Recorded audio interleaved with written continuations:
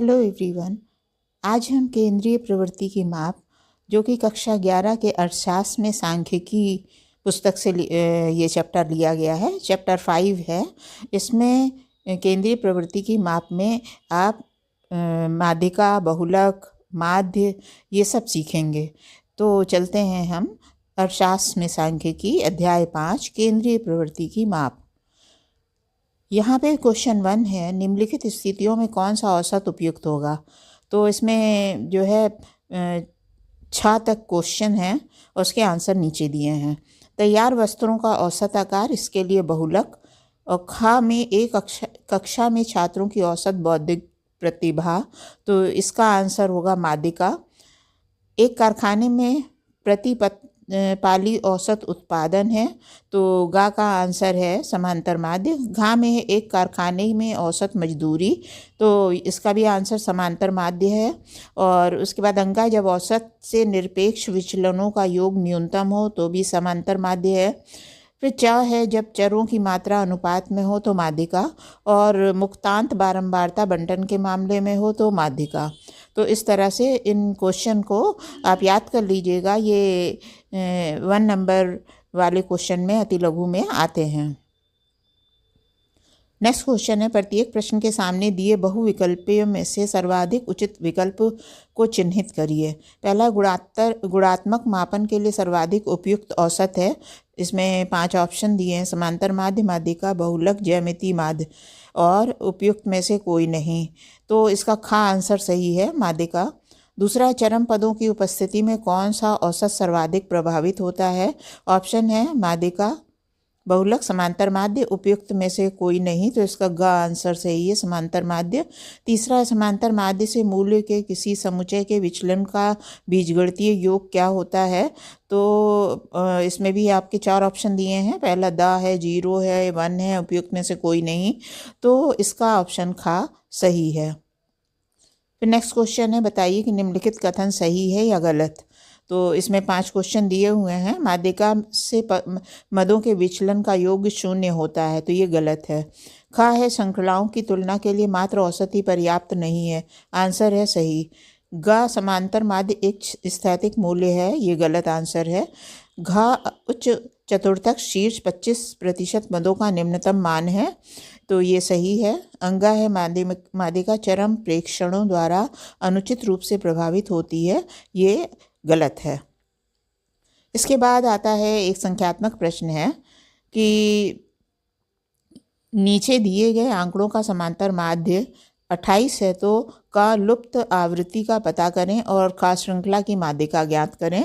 प्रति खुदरा वर्गंतराल दिया हुआ है, और 0 से 10 खुदरा दुकानों की संख्या 12 है, 10 से 20 18 है, 20 से 30 27 है, 30 से 40 जो है वो डैश, और 40 से 50 17, और 50 से 60 6 है।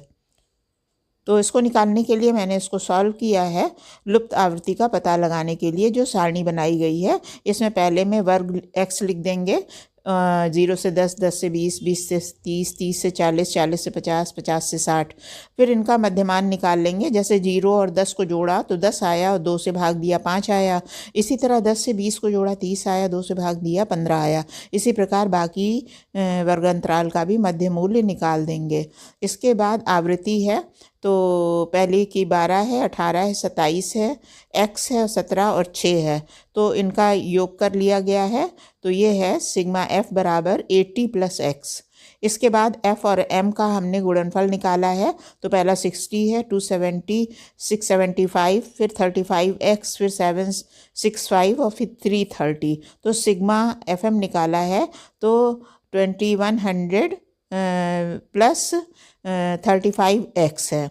तो अब समांतर माध्य का फार्मूला होता है सिग्मा x बराबर बार x बराबर sigma fm upon sigma f। Value put कर देंगे। सिग्मा x 2800 बराबर 2100 प्लस 35x अपॉन 80 + x। तो इसको हम कैलकुलेट करेंगे तो हमारे पास जो आंसर आएगा वो इस तरह से निकलेगा कि -7x = -140, या x बराबर 140/7। तो अज्ञात आवृत्ति का मूल्य 20 होगा। इसके बाद हमें जो दूसरा खंड निकालना था, इसमें दूसरा खंड क्या निकालना था, श्रृंखला की माध्यिका ज्ञात कीजिए। तो माध्यिका निकालने के लिए हम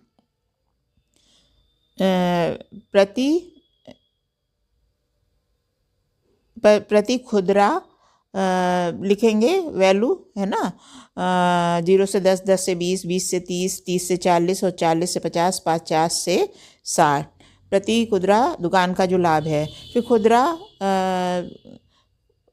उपक्रम की संख्या लिखेंगे, तो 12, 18, 27, जिसको बारंबारता हम मानेंगे, आवृत्ति 20, 17 और 6। सिग्मा एफ इनका टोटल, यानी सिग्मा एफ को एन भी कहते हैं, तो ये 100 हो जाएगा। फिर इसकी संचयी बारंबारता निकालेंगे, जैसे 12 की 12 होगी और 12 को बीच वाले कॉलम से जोड़ेंगे 18 को तो 30 आएगा, 30 को 27 से जोड़ेंगे तो 57 आएगा, और 20 जोड़ेंगे तो 77 आएगा, 77 में 17 जोड़ेंगे तो 94 आएगा, 94 में 6 जोड़ेंगे तो 100 आएगा। तो इसमें जो सेकंड नंबर पे 30 है, वो आवृत्ति जो बीच में हमने वो निकाली है, इसकी बारंबारता से ऊपर वाला है, उसको हम संचयी बारंबारता CF मानेंगे। फिर उसको हमने आगे कैलकुलेट किया है कि n/2 जो है वो 100/2 है, तो यानी 50वीं हुआ। 50वीं माध्यिका माध्य से संचयी आवृत्ति जो है वो आती है, संचयी आवृत्ति CF 57 में आती है, अतः उसके सामने वाला जो वर्गंतराल है 20 से 30 माध्यिका वर्ग होगा। तो माध्यिका का फॉर्मूला है L + n/2 - C/F × H।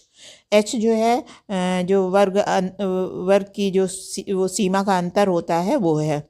तो यहाँ पे हमने वैल्यू पुट कर दी है। लोअर लिमिट जो है 20 से 30 में L = 20 है, n/2 50 है, और संचयी बारंबारता 30 है, बारंबारता 27 है, H 20 है। तो इनकी वैल्यू पुट करने के बाद हमारे पास आ गया है 20 + 7.407 और आंसर हो जाएगा 27.407।